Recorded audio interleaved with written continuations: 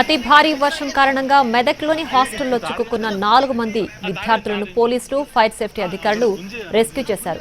మొత్తం 400 మంది విద్యార్థులు హాస్టల్లో చిక్కుకుపోయారు. తాళ్ల సాయంతో విద్యార్థులను సురక్షితంగా బయటకు తీసుకొచ్చారు. స్థానికుల సాయంతో విద్యార్థులందరినీ క్షేమంగా బయటకు తీసుకొచ్చేందుకు ప్రయత్నిస్తున్నారు ఫైర్ సేఫ్టీ డిపార్ట్మెంట్ సిబ్బంది.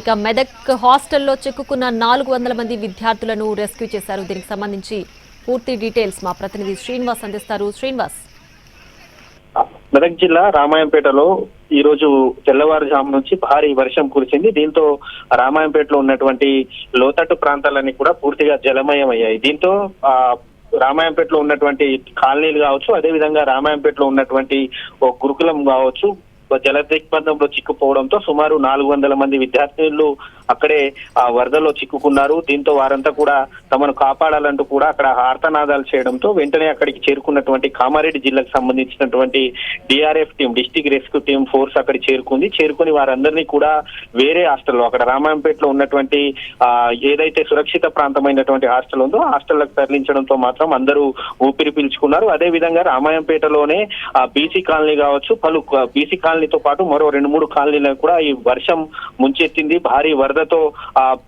కాలనీలోకి నీళ్లు చేరడంతో మాత్రం ఇండ్లన్నీ కూడా జలమయమయ్యాయి. నిత్యావసర వస్తువులు తడిచిపోవడంతో మాత్రం వారందరినీ కూడా అక్కడే ఉన్నటువంటి సురక్షిత కేంద్రాలకైతే అధికారులు తరలిస్తున్నారు. ఇంకా వరద తగ్గకపోవడంతో మాత్రం అధికారులంతా కూడా సహాయక చర్యల్లో అక్కడ రామాయంపేటలో నిమగ్నమై ఉన్నటువంటి పరిస్థితి అయితే మనకు